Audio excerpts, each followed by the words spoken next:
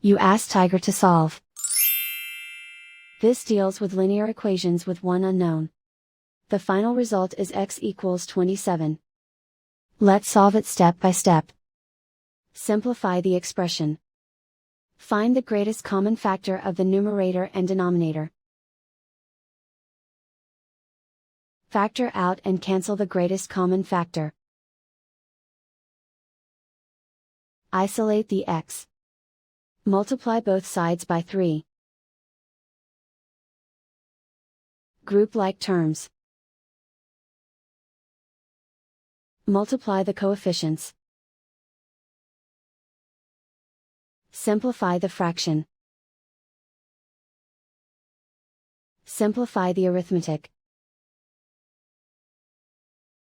And so the final result is x equals 27.